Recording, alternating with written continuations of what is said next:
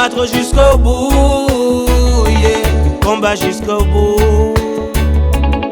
Faut pas laisser ta flamme s'éteindre, va jusqu'au bout.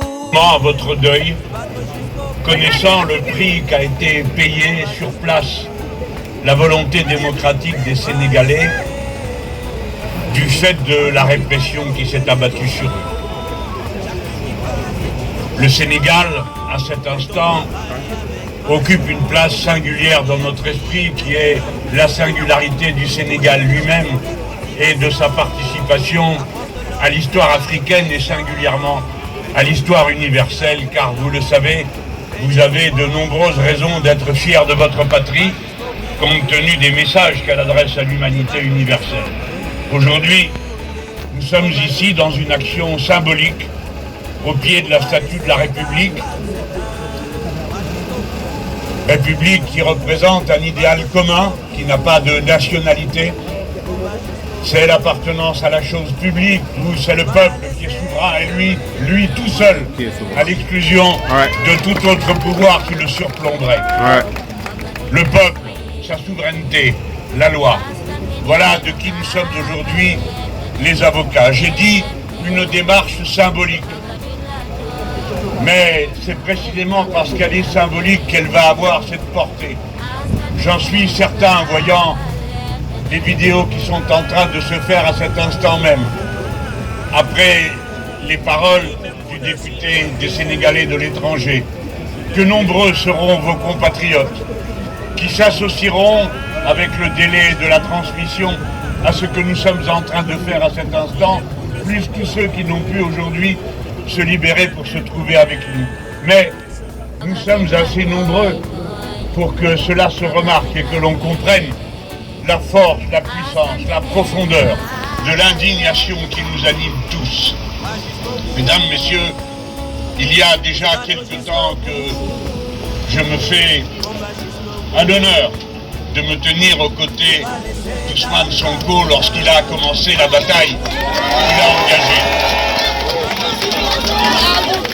Et à cet instant, je sais aussi que ce que nous représentons ici, ce sont toutes les oppositions démocratiques sénégalaises dans leur diversité.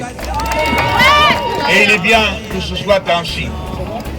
Car vraiment, le Sénégal est bien le pays dont on ne pensait pas qu'il verrait un jour une telle façon d'agir se mettre en œuvre. De quoi est-ce que je parle? De cette affreuse mode qui a pris les puissants d'utiliser la justice pour régler des comptes politiques. Et non seulement pour faire condamner des gens qui, au fond, n'ont commis d'autres crimes que d'avoir une vision particulière de leur intérêt national, comme c'est la règle normale dans toutes les démocraties du monde. Il faut que ceux qui sont au pouvoir se fassent à l'idée que désormais les peuples sont majeurs et que le devoir des oppositions est de s'opposer pour que les citoyens puissent, le moment venu, opiner d'un côté ou de l'autre selon ce qu'ils auraient entendu. Les oppositions qui ne s'opposent pas ne servent à rien et ne remplissent pas les fonctions qui sont attendues d'elles dans une démocratie, qui est de permettre de réfléchir. Dès lors, il n'y a pas de mots assez forts pour flécher cette façon d'aller chercher dans la justice les moyens d'abattre les messagers pour faire cesser l'émission du message. On a pour cela d'abord recouru à la diffamation judiciaire. Au Sénégal, comme dans d'autres pays, il faut accuser Ousmane Sonko de viol a permis une propagande infamante qui a duré pendant des semaines et qui s'est propagée parmi tous les benets qui trouvent intelligent de répéter la dernière rumeur qu'ils ont entendue, oubliant que le principal canal de la diffamation, c'est la stupidité et la manie de répéter sans arrêt ce qu'on a entendu sans rien vérifier. Après, il a bien fallu renoncer à cette accusation. Et voyez-vous, ce qui apparaît dorénavant, c'est que les apprentis tyrans ne brillent pas par leur culture. Avoir accusé Ousmane Sonko d'être un corrupteur de la jeunesse est en vérité une décoration qui lui a été attribuée.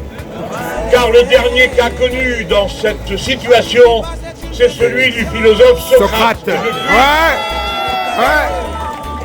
Et depuis, les gens ont renoncé à utiliser un tel chef d'accusation tant il était porté de manière illustre par quelqu'un qui avait souffert auparavant. Monsieur Macky Sall n'a pas dû entendre parler de Socrate ni d'une manière générale de philosophie. Eh bien, offrez-lui les uns les autres quelques œuvres de Platon et peut-être même la République pour qu'il en apprenne quelque chose. Ou le contrat social. Et qu'il en retire des enseignements sur l'art de se comporter dignement quand on est à la tête d'un grand peuple digne. Et puis maintenant, le voici mis en prison. Je n'évoque que son cas, mais vous comprenez que j'en fais en quelque sorte l'emblème de toutes les accusations stupides qui sont portées contre tous ceux qui sont en prison aujourd'hui, quelle que soit leur étiquette politique, puisque nous les défendons à cette heure, tous, quelles que soient leurs opinions. Bref, voici maintenant Ousmane Sonko, accusé d'avoir diffamé un ministre, et c'est la raison pour laquelle il est en prison et inéligible. Eh bien, avec une telle accusation, je crois que M. Le Gall, moi-même et les 75 députés insoumis, nous serions tous en prison en France, et je ne doute pas que certains l'aimeraient bien, mais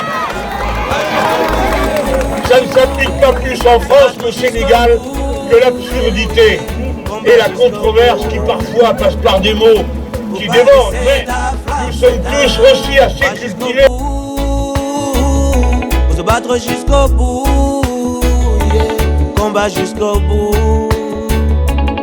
Faut pas aller